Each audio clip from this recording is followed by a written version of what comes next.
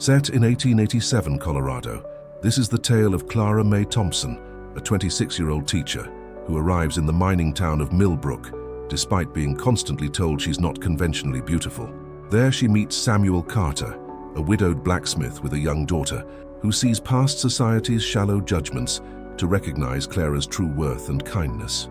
Chapter 1 introduces Clara's arrival in Millbrook, establishing the period setting and cultural context of the American West. It shows her immediate challenges with townspeople's judgmental attitudes while introducing key characters: the stern Mrs. Whitman, the kind Hendersons, young Lucy Carter, and her father Samuel, who shows Clara the first genuine kindness she's received. The morning sun cast long shadows across the dusty main street of Millbrook, Colorado, as the stagecoach rolled to a stop in front of Henderson's General Store. The year was 1887, and the small mining town was still finding its footing after the silver boom had brought an influx of hopeful prospectors and their families.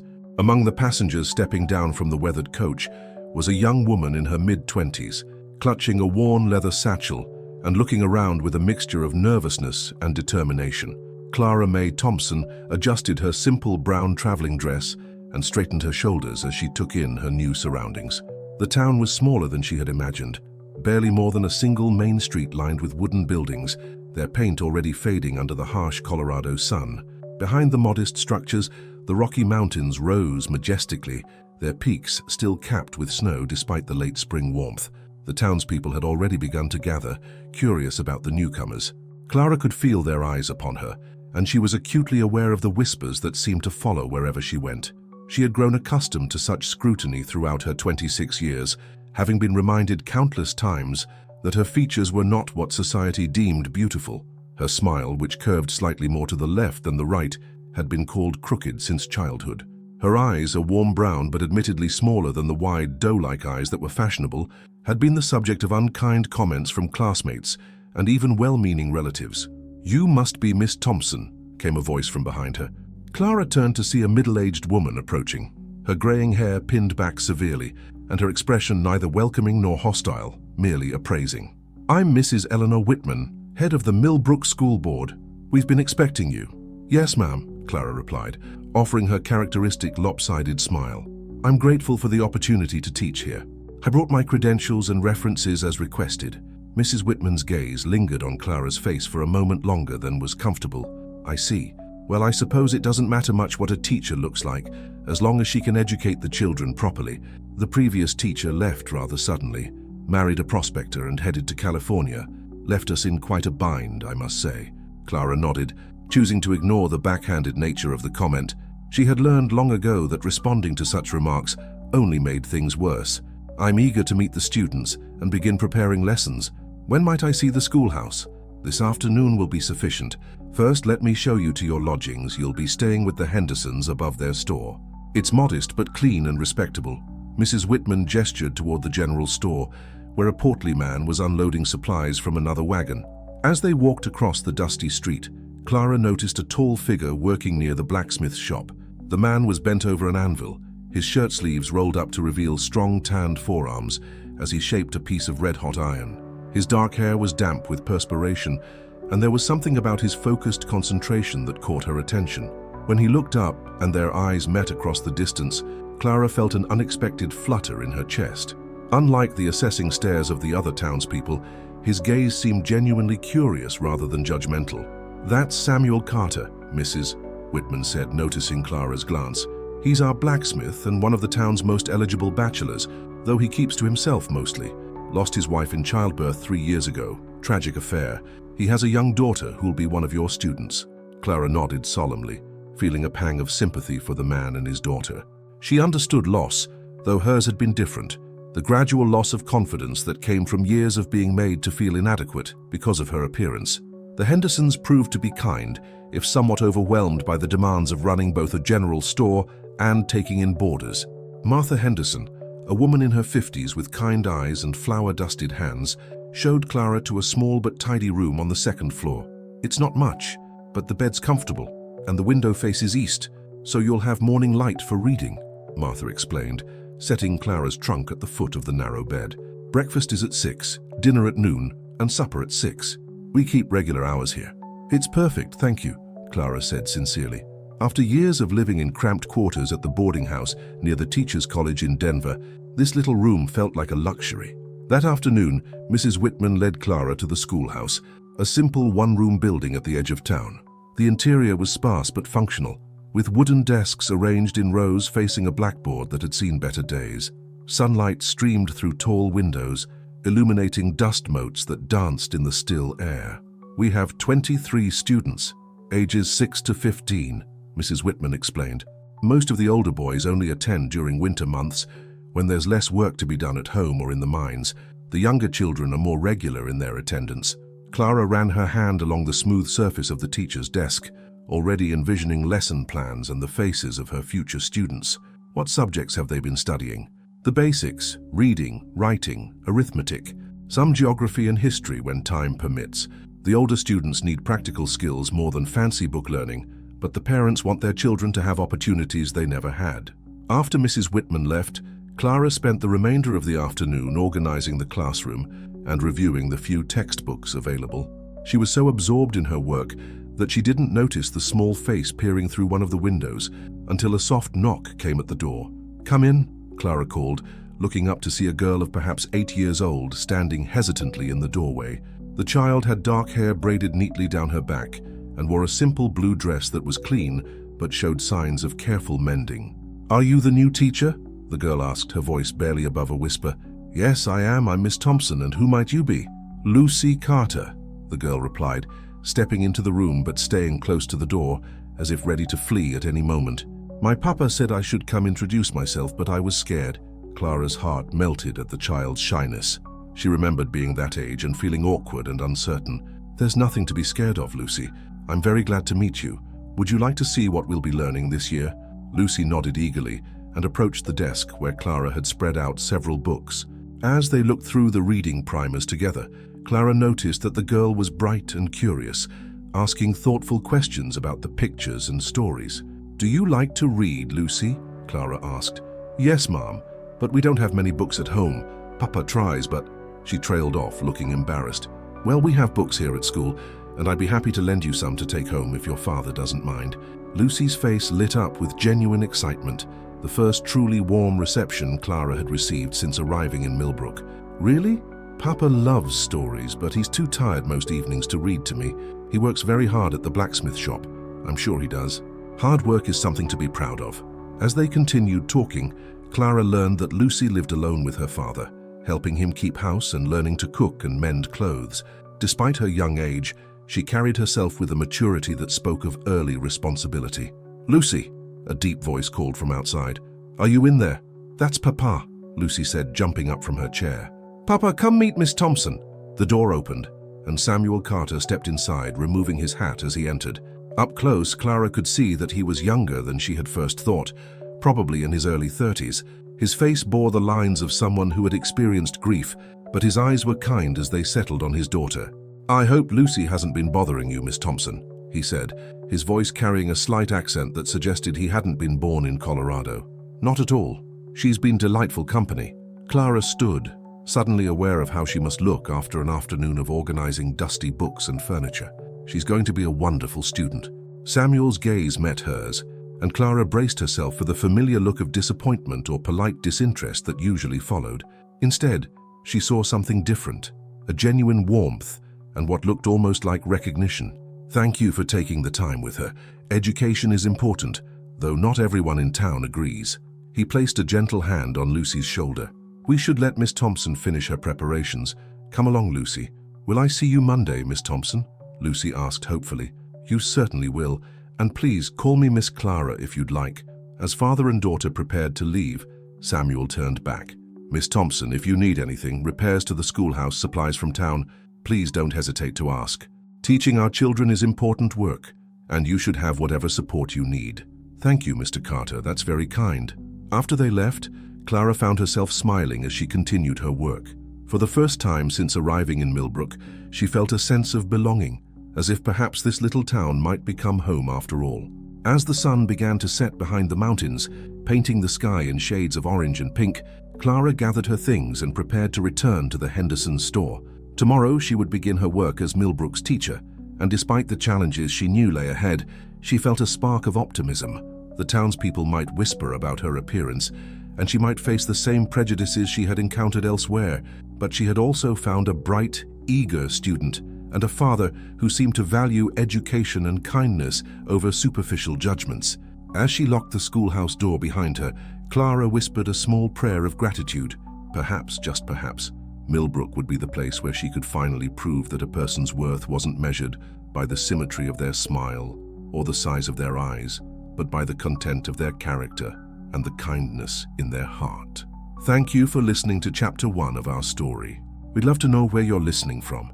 Are you joining us from your morning commute, your lunch break, or perhaps winding down for the evening? Drop a comment below and let us know your location. And don't forget to subscribe for the next chapter of Clara's journey in Millbrook. Your support helps us bring these stories to life. Monday morning arrived with a crisp mountain breeze that carried the scent of pine and the distant sound of hammering from the mines. Clara had risen before dawn, her stomach churning with a mixture of excitement and nervousness as she prepared for her first day as Millbrook's teacher. She had carefully chosen her best dress, a deep blue cotton with small white flowers that her mother had sewn for her before she left home, and braided her chestnut hair into a neat coil at the base of her neck. The schoolhouse was empty when she arrived, giving her time to write the day's lessons on the blackboard and arrange materials on each desk. She had spent much of Sunday evening planning activities that would engage students of different ages and abilities, knowing that managing a one-room schoolhouse would require all of her training and creativity. At 8 o'clock sharp, children began trickling in, some walking alone, others in small groups.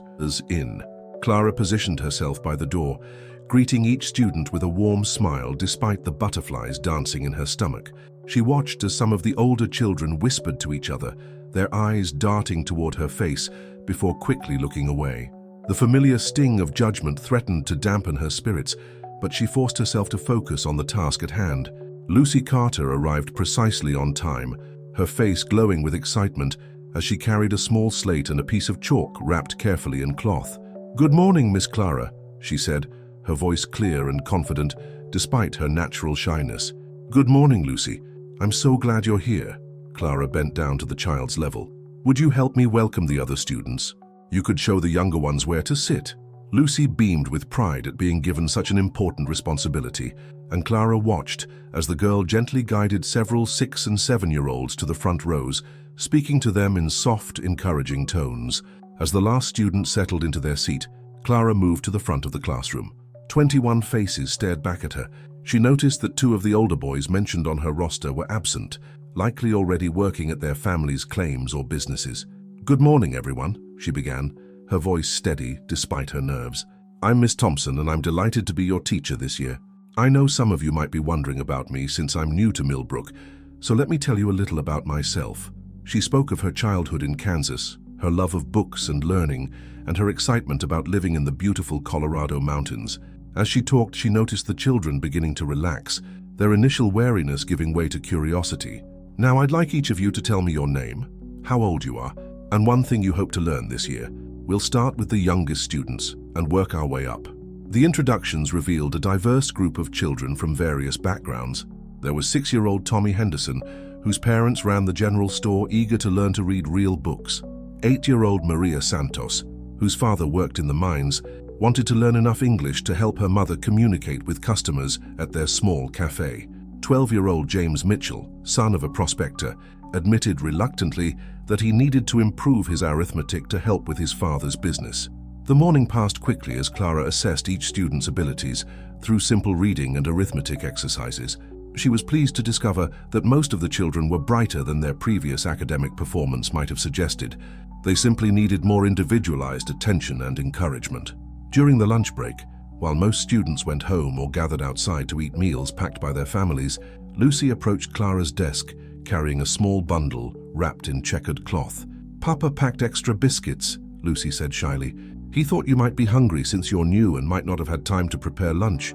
Clara's heart warmed at the thoughtful gesture. "That's very kind of your father. Would you like to eat with me? We could look at some of the books I brought from Denver." They shared the flaky biscuits, clearly baked by skilled hands, while Lucy excitedly examined Clara's personal collection of books. The girl's enthusiasm for learning was infectious, and Clara found herself genuinely enjoying the child's company.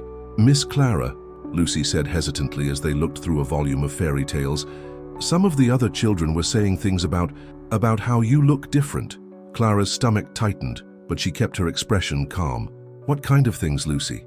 They said your smile was crooked and your eyes were too small. Lucy's voice dropped to a whisper, as if she were sharing a terrible secret. But I don't think that's true. I think you have a nice face. It's kind, like Mama's was before she went to heaven. The simple, honest words hit Clara harder than any cruel comment ever had. She had to blink back sudden tears as she looked into Lucy's earnest face. Thank you, Lucy. That means more to me than you know. Clara reached over and gently squeezed the girl's hand. Sometimes people say unkind things when they don't know someone very well. What matters most is how we treat each other, not what we look like. That's what Papa says too. He says people are like books. You can't know what's inside just by looking at the cover. Clara smiled at the wisdom in Samuel Carter's analogy. Your father sounds like a very smart man. The afternoon sessions went even better than the morning.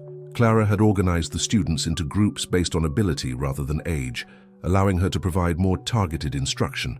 She watched with satisfaction as the older students helped younger ones with reading exercises, and shy children began to participate more actively in discussions. As the school day ended and students began gathering their belongings, Clara announced, "Before you leave, I want you to know that I'll be here every day before school starts and for a short time afterward if anyone needs extra help with their lessons. Learning is important and I want each of you to succeed." Several students lingered after dismissal, asking questions about assignments or simply chatting about their families and interests. Clara was encouraged by their enthusiasm and realized that despite some initial reservations, most of the children seemed willing to give her a chance. Lucy was the last to leave, waiting until the other students had gone before approaching Clara's desk again. "Miss Clara, would you like to walk with me? Papa's shop is on your way back to Henderson's store." "I'd like that very much, Lucy." They walked together through the dusty streets, Lucy chattering about her favorite subjects and asking questions about Clara's life before Millbrook. As they approached the blacksmith shop, Clara could hear the rhythmic sound of hammer on anvil and could see Samuel working at his forge, his concentration complete as he shaped a horseshoe. "Papa!" Lucy called out as they entered the shop. "Miss Clara walked with me."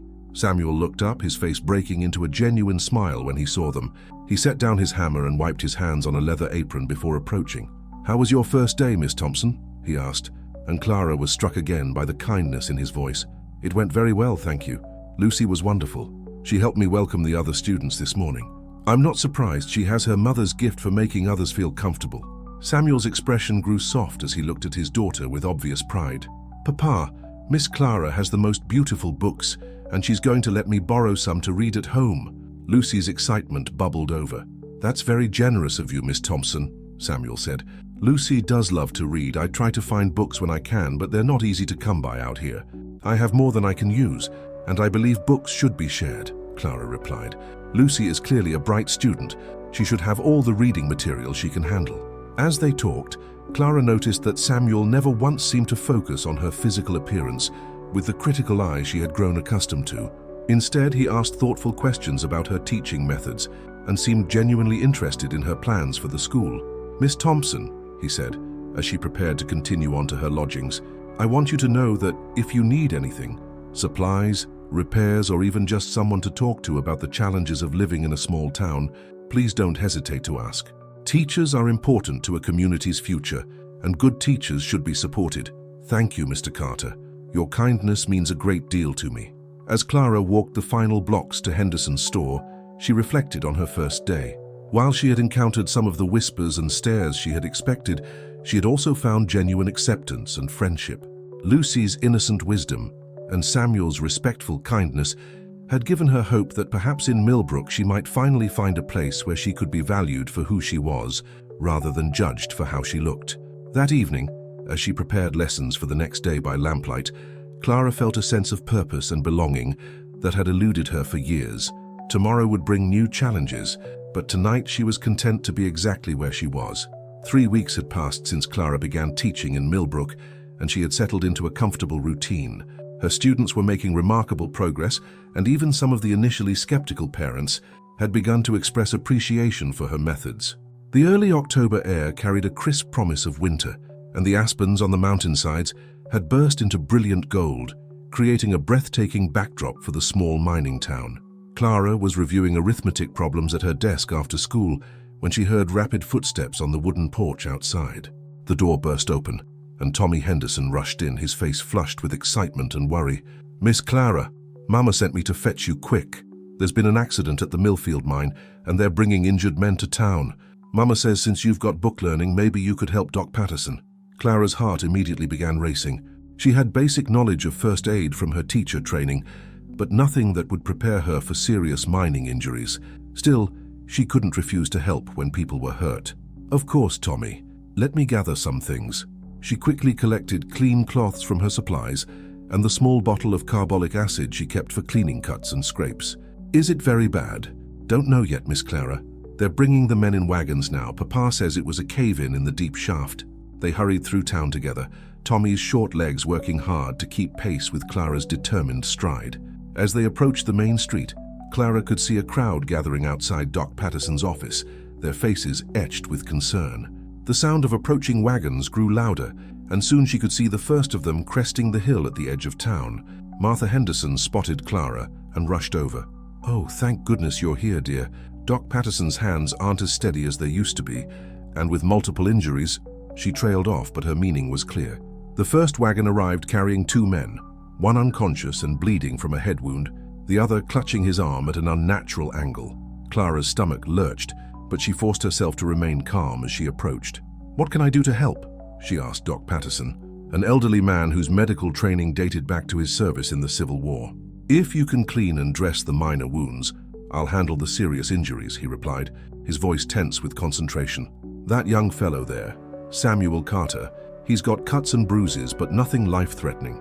Could you tend to him while I see to Morrison's head wound?" Clara's eyes immediately found Samuel among the injured men. He was sitting on the edge of the second wagon, his shirt torn and bloody, a deep gash across his left forearm. His face was pale but alert, and when their eyes met, she saw both pain and something else, perhaps embarrassment at needing help. "Mr. Carter," she said softly, approaching with her supplies, "let me take a look at that arm. It's not as bad as it looks, Miss Thompson. You should help the others first." His voice was strained, and Clara could see he was fighting to stay strong despite his obvious discomfort. "The doctor is handling the serious cases. Please let me clean this wound before it becomes infected." She gently touched his uninjured arm. "Lucy needs her father healthy." At the mention of his daughter, Samuel's resistance crumbled. "She doesn't know yet, does she? About the accident?" "I don't believe so. The children were dismissed hours ago." Clara carefully examined the gash, relieved to see that while it was deep, it had missed any major blood vessels. "This will need stitches, but it should heal well with proper care." As she cleaned the wound with carbolic acid, Samuel couldn't help but wince. Clara worked as gently as possible, her touch sure and steady despite her nervousness. "I'm sorry if I'm hurting you," she murmured, concentrating on removing debris from the cut. "You have gentle hands," Samuel said quietly. "Thank you for helping." Clara felt heat rise in her cheeks at the compliment. She had grown so accustomed to criticism that genuine appreciation still caught her off guard. "I'm just glad I can be useful." As she worked, Samuel told her what had happened. A support beam in the mine had given way without warning, trapping several men and injuring others who tried to help with the rescue. Samuel had been near the entrance when it happened and had rushed in to help pull men to safety. "That was very brave of you," Clara said as she began carefully stitching the wound. "Just did what anyone would do," Samuel replied, though Clara could hear the exhaustion in his voice. Not everyone would risk their own safety for others. Lucy should be proud of her father. They worked in comfortable silence for several minutes, Clara's careful stitches neat and even. She was so focused on her task that she didn't notice the small crowd that had gathered to watch, including several women who had initially been among her harshest critics. Mrs. Whitman stood at the edge of the group, observing Clara's competent care with obvious surprise. "I had no idea you had medical training, Miss Thompson," she said, as Clara finished bandaging Samuel's arm. "Just basic first aid from teacher's college?" Clara replied modestly. "Nothing compared to proper medical training." "Well, you've certainly been helpful today," Mrs. Whitman admitted, her tone warmer than Clara had heard before. "Samuel, you should keep that arm clean and dry, change the bandage daily and watch for signs of infection." As the immediate crisis passed and the more seriously injured men were stabilized, the crowd began to disperse. Samuel remained seated on the wagon, looking suddenly drained now that the emergency was over. "Mr. Carter, you should get home and rest," Clara said gently. "You've had quite a shock and your body needs time to recover." "Lucy will be worried when she sees me like this," he said, gesturing to his torn, bloodied clothes. "Would you like me to walk with you? I could help explain what happened, reassure her that you're all right." Samuel looked at her with an expression Clara couldn't quite interpret. "You would do that? After spending your afternoon helping strangers?" "You're not a stranger, Mr. Carter, and Lucy is my student. Of course I'd want to help." They walked slowly through town together, Samuel favoring his injured arm. The late afternoon sun cast long shadows across the dusty streets, and the air was filled with the sound of hammering and voices as people repaired damage from the mine accident and discussed the day's events. "Miss Thompson," Samuel said as they approached his small house behind the blacksmith shop, "I want you to know how much I appreciate what you did today. Not just the medical care, but the way you treated me, like I was worth caring for." Clara stopped walking and turned to face him, puzzled by his words. "Of course you're worth caring for. Why would you think otherwise?" Samuel was quiet for a moment, and when he spoke, his voice was barely above a whisper. "Since Margaret died, most people see me as either a burden or a project, someone to pity or fix. You just see me as a person." The raw honesty in his words took Clara's breath away. She understood exactly what he meant, the exhaustion of being seen as a problem to be solved rather than a human being deserving of simple respect and kindness. "I know what that feels like," she said softly, "to be seen as less than whole." Their eyes met, and in that moment Clara felt a connection she had never experienced before. Here was someone who understood what it meant to be judged, to be found wanting by others' standards, yet who still chose kindness and courage. "Papa!" Lucy's voice broke the spell as the little girl came running from the house, having spotted them through the window. Her face was bright with excitement until she saw her father's bandaged arm and torn clothes. "Papa, what happened? Are you hurt?" Samuel knelt down awkwardly, his injured arm making the movement difficult. "I'm all right, little bird. There was an accident at the mine, but Miss Clara took very good care of me." Lucy turned her wide, worried eyes to Clara. "Is Papa really going to be okay?" "He's going to be fine, Lucy. He was very brave today, helping other people who were hurt, but he needs to rest and let his arm heal properly. Can you stay for supper, Miss Clara? I made soup this morning and there's plenty." Lucy's invitation was eager and hopeful. Clara glanced at Samuel, not wanting to impose, but she saw him nod slightly. "I'd be honored to stay, Lucy, but only if you let me help you serve." As they settled around the simple wooden table in Samuel's modest kitchen, Clara felt a warmth that had nothing to do with the soup or the wood stove. Here, in this humble home, with a man who saw past her physical imperfections and a child who valued her kindness, she was experiencing something she had almost given up hoping for, the feeling of being truly welcome, just as she was. Outside, the first snowflakes of the season began to fall, dusting the mountains with white. Winter was coming to Millbrook, but inside the Carter home, Clara felt nothing but warmth and the growing certainty that perhaps, after all her years of searching, she had finally found where she belonged. Thursdamer, as Clara finds her place in this small mountain community, we're reminded that sometimes the most meaningful connections form in the most unexpected moments. If this story is resonating with you during your commute, workout, or quiet evening at home, we'd love to know. Drop a comment telling us where you're listening from, and don't forget to subscribe to follow Clara's journey. The next chapter promises even more heartwarming developments. November brought heavy snows to Millbrook, transforming the rugged mining town into a winter wonderland that sparkled under the pale mountain sun. The schoolhouse required constant feeding of the wood stove to keep warm, and Clara often arrived early to build up the fire before her students trudged through the snow-covered streets. It had been nearly a month since the mine accident, and Samuel's arm had healed remarkably well under Clara's careful attention. She had checked his bandages daily for the first week, then every few days after that, always under the pretext of ensuring proper healing. Neither of them acknowledged that these visits had become something they both looked forward to, a comfortable routine that had deepened their friendship. On this particular morning, Clara was surprised to find Lucy waiting outside the schoolhouse in the pre-dawn darkness, her small figure bundled in a thick woolen coat that was clearly too large for her. "Lucy, what are you doing here so early? Is everything all right with your father?" Clara's breath formed small clouds in the frigid air as she hurried to unlock the door. "Papa's fine, Miss Clara, but I wanted to talk to you before the other children arrived. Lucy's voice was muffled by the scarf wrapped around her face, but Clara could hear the excitement beneath her words. "Come inside where it's warm and tell me what's on your mind." Clara quickly got the fire going while Lucy settled at her usual desk in the front row. "Miss Clara, Papa's birthday is next week and I want to make him something special, but I don't know how to make anything really nice." Lucy's eyes were bright with determination and worry. Mama used to make him wonderful things. She could sew and cook and make everything beautiful. I can barely mend a torn dress without making it look worse. Clara's heart ached for the little girl who was trying so hard to fill a role far beyond her years. "Lucy, what kind of thing were you thinking of making?" "I found some material in Mama's trunk, blue wool that she was saving for something special. I thought maybe I could make Papa a scarf for when he works outside in winter, but I don't know how to knit properly." "I could teach you," Clara offered immediately. "I'm not the finest needleworker, but I can manage basic knitting. We could work on it together after school." Lucy's face lit up like Christmas morning. "Really? You would help me? Even though it might take a long time?" "Of course, Lucy, it would be my pleasure."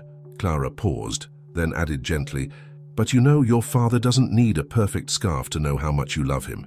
He sees that every day in how you take care of the house and help him with his work." "I know, but I want to give him something that shows I'm learning to be more like Mama was." The wistful longing in Lucy's voice brought tears to Clara's eyes.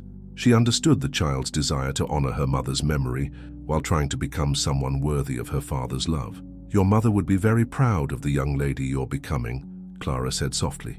"And your father already thinks you're perfect just as you are." Over the next several days, Clara and Lucy worked together during lunch breaks and after school, their heads bent over the blue wool as Clara taught Lucy the basic stitches. The child was a quick learner, and though her first attempts were uneven, her determination was admirable. "Miss Clara," Lucy said one afternoon as they worked, "can I ask you something personal?" "Of course, dear." "Do you ever get lonely? Living at Henderson's by yourself, I mean." The question caught Clara off guard. She had grown so accustomed to solitude that she rarely examined her own feelings about it anymore. "Sometimes," she admitted, "but I have my students and I've made friends here in Millbrook, like you and your father. Papa gets lonely too, especially in the evenings. He tries to hide it, but I can tell." Lucy's stitches had slowed as she concentrated on her words. "He talks to Mama's picture sometimes when he thinks I'm asleep." Clara felt her chest tighten at the image of Samuel alone in the darkness, sharing his thoughts with a photograph. "That must be hard for both of you." "I think he's scared," Lucy continued, her voice dropping to a whisper. "Scared that if he cares about someone new, it means he didn't love Mama enough. But that's silly, isn't it? Hearts can hold more than one person." The wisdom in Lucy's words astounded Clara. This 8-year-old child understood something about love and loss that many adults never grasped. "That's very wise, Lucy. Hearts are bigger than most people realize." "Miss Clara, do you think you'll stay in Millbrook forever?" The question hung in the air between them. Clara had been asking herself the same thing lately, especially during the quiet evenings when she found herself thinking about Samuel's gentle smile and the way he treated her with such genuine respect. "I hope so," Clara answered honestly. "This feels more like home than anywhere I've ever lived." On the Friday before Samuel's birthday, Lucy finished the scarf. It wasn't perfect. The stitches were uneven in places, and one end was slightly wider than the other, but it was beautiful in its heartfelt imperfection. "He's going to love it, Lucy," Clara assured her as they wrapped it carefully in brown paper. "You put so much love into every stitch." That evening, Clara was surprised by a knock at her door at Henderson's store. Martha Henderson called up the stairs that she had a visitor, and Clara found Samuel waiting in the store below, his hat in his hands and snow dusting his dark hair. "I hope I'm not disturbing you, Miss Thompson," he said, his breath still visible in the cold air. "I wanted to ask you something." "Not at all. Would you like to come upstairs? I have a small sitting area and we could have some tea." Samuel nodded gratefully, and they climbed the narrow stairs to Clara's modest quarters. She quickly put the kettle on the small stove and gestured for him to take the room's single comfortable chair while she perched on the edge of her bed. "Lucy tells me you've been helping her with a special project," Samuel began, accepting the cup of tea she offered. "She's been working very hard on something for your birthday. She wanted it to be a surprise." "I'm grateful for your kindness to her, Miss Thompson. More grateful than I can express." Samuel's voice was serious and Clara could see he was struggling with something. She's become very attached to you. I'm very fond of her too. She's a remarkable child. That's what I wanted to talk to you about." Samuel set down his teacup and leaned forward, his expression earnest. "Lucy has been without a mother's influence for 3 years now. I've done my best, but there are things I can't teach her, ways I can't guide her. Having you in her life has made such a difference." Clara felt a flutter of uncertainty. "I hope I haven't overstepped any boundaries." "No, not at all. You've been wonderful for her. But I worry. Miss Thompson, people in small towns talk. They've noticed how much time you spend with Lucy, how often you visit to check on my arm, even though it's been healed for weeks." Clara felt heat rise in her cheeks. She had been visiting more often than strictly necessary, drawn by the warmth of Samuel's company and Lucy's affection, but she hadn't realized others had noticed. "I don't want to cause any trouble for you," she said quietly. "If people are talking—" "That's not what I'm worried about," Samuel interrupted. "I'm worried about Lucy getting too attached if your situation here isn't permanent, if you decide to move on to a bigger town, or if someone comes along who can offer you more than Millbrook can." Clara looked into Samuel's eyes and saw not just concern for his daughter, but something deeper, a fear of loss that went beyond parental worry. "Mr.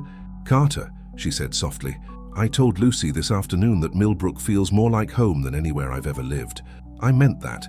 I'm not looking to leave. And if someone else comes along, someone who could give you a better life than a small mining town can offer."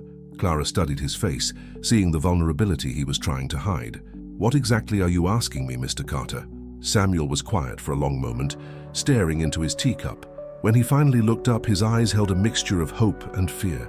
"I'm asking if there's any chance that you might consider, that is, if you would ever be interested in becoming a permanent part of our family." The words hung in the air between them, and Clara felt her heart begin to race.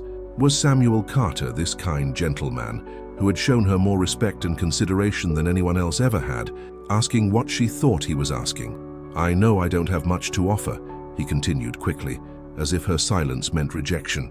"Just a small house, a simple life, and a little girl who already loves you like a mother. But if there's any chance—" "Samuel," Clara said softly, using his first name for the first time, "are you asking me to marry you?" He met her eyes directly, and she saw the answer before he spoke. "Yes, Miss Thompson, I am." Clara stared at Samuel for what felt like an eternity, her mind reeling from his proposal. The small room suddenly felt impossibly intimate, with only the gentle hiss of the kettle and the wind outside breaking the silence. Samuel's honest, hopeful expression made her heart race, but years of being told she wasn't worthy of love made her question whether she had heard him correctly. "You want to marry me," she whispered, her voice barely audible. "But Samuel, you barely know me. And I'm not the kind of woman men usually—" "Stop," Samuel said gently but firmly, setting down his teacup and moving to kneel beside her chair. "Clara, may I call you Clara? You're exactly the kind of woman a man dreams of finding. You're kind, intelligent, patient with children, brave in a crisis, and you have the most beautiful heart I've ever encountered." "But my face," Clara began, her hand instinctively moving to touch her cheek.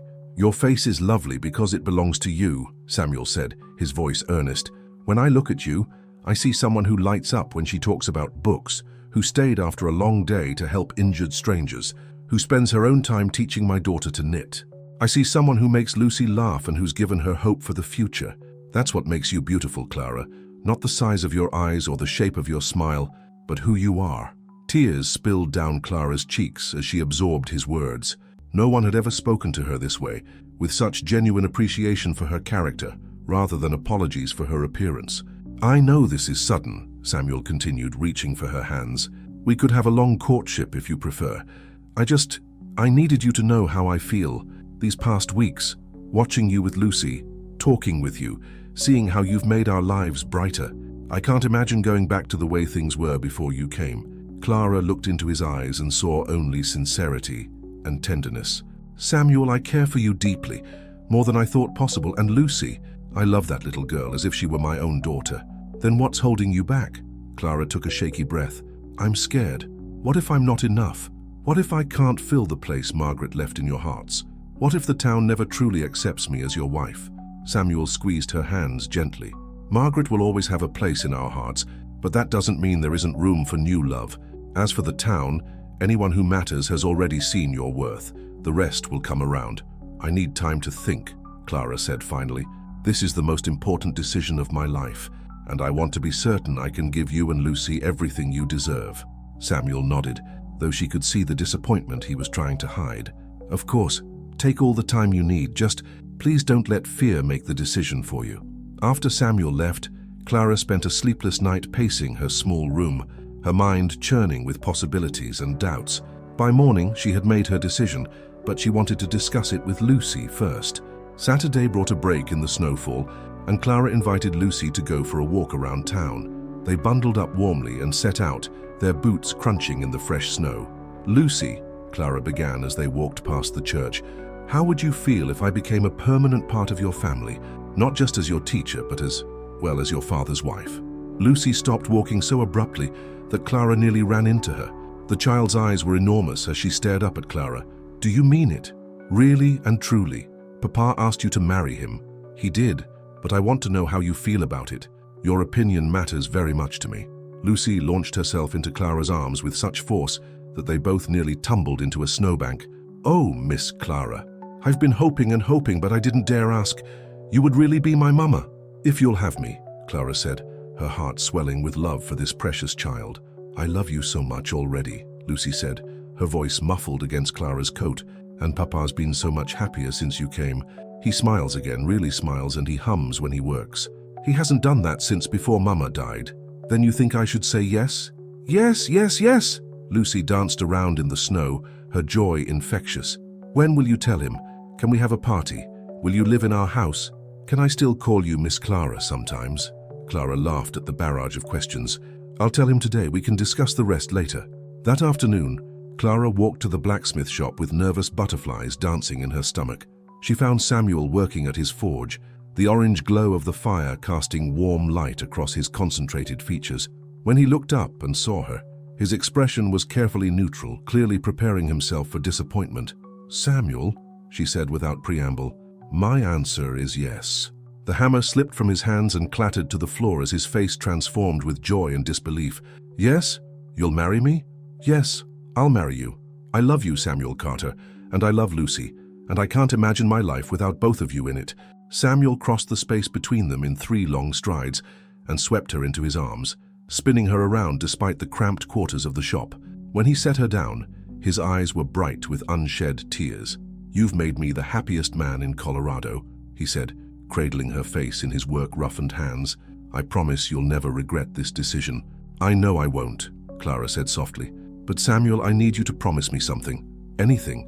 Promise me you'll be patient while I learn to be a wife and mother. I've never had either role before, and I'm bound to make mistakes." "We'll learn together," Samuel assured her. "Margaret and I figured it out as we went along too. Nobody knows how to be married when they start." Their private celebration was interrupted by Lucy bursting through the shop door, her cheeks pink from cold and excitement. "Papa, Miss Clara said yes, didn't she? I can tell by your faces." Samuel scooped his daughter up in one arm while keeping the other around Clara. "She did, little bird. Miss Clara is going to be your new mama. When will you get married? Where will we live? Can I help plan the wedding?" "We haven't discussed any of that yet," Clara laughed, "but you'll definitely be involved in all the planning." Over the next few days, news of the engagement spread through Millbrook like wildfire. The reactions were mixed, as Clara had expected. Some townspeople, particularly those who had witnessed her competence during the mine accident and her dedication to teaching, offered genuine congratulations. Others whispered about the oddity of the town's confirmed bachelor choosing someone so plain. The most surprising reaction came from Mrs. Whitman, who approached Clara after church the following Sunday. "Miss Thompson," she said, her usual stern expression softened slightly, "I owe you an apology. When you first arrived, I judged you based on appearances rather than character. Watching you these past months, your dedication to the children, your kindness to Samuel and Lucy, your willingness to help during the crisis, I see now that Samuel Carter is a very fortunate man. Thank you, Mrs. Whitman. That means a great deal to me. I hope you'll continue teaching after the wedding. Good teachers are hard to find, and the children have flourished under your guidance." Clara felt a warm glow of satisfaction. Acceptance from Mrs. Whitman, the town's social leader, would go a long way towards smoothing her path in Millbrook society. However, not everyone was as gracious. 2 days before Samuel's birthday, Clara encountered Victoria Pemberton, the banker's daughter who had recently returned from finishing school in Denver. Victoria was everything Clara was not: tall, elegant, with perfectly symmetrical features and golden hair that seemed to catch the light. "So it's true then. Victoria said, blocking Clara's path as she left Henderson's store. "You're really going to marry Samuel Carter?" "Yes, it's true," Clara replied evenly, refusing to be intimidated. "I find it quite surprising. Samuel could have his pick of women, and he chooses—" Victoria's gaze swept over Clara dismissively. "Well, I suppose some men prefer practicality over beauty." Clara felt the familiar sting of such comments, but Samuel's words echoed in her mind. "Your face is lovely because it belongs to you." She straightened her shoulders and met Victoria's gaze directly. "Samuel is choosing love, Miss Pemberton. I imagine that's difficult for some people to understand." Victoria's perfect features twisted with spite. "We'll see how long that lasts. Men have been known to change their minds when they realize what they've settled for." As Victoria swept away, Clara felt a chill that had nothing to do with the winter weather. The encounter reminded her that not everyone in Millbrook would welcome her marriage to Samuel, and that she would need to prove herself worthy not just to her husband and daughter, but to a community that still saw her as an outsider. But as she watched Lucy and Samuel through the blacksmith shop window, working together to wrap her birthday gift, Clara felt her resolve strengthen. She had found her family, her home, and her purpose. Whatever challenges lay ahead, she would face them with the same determination that had brought her this far. First TV sound love has triumphed, but as we all know, the path to happiness is rarely smooth. Victoria's cruel words remind us that Clara's journey isn't over yet. Whether you're listening while commuting, doing chores, or relaxing at the end of your day, we hope you're as invested in Clara's happiness as we are. Let us know in the comments where you're tuning in from, and don't forget to subscribe for the final chapter. Will Clara and Samuel's love story have the ending they deserve?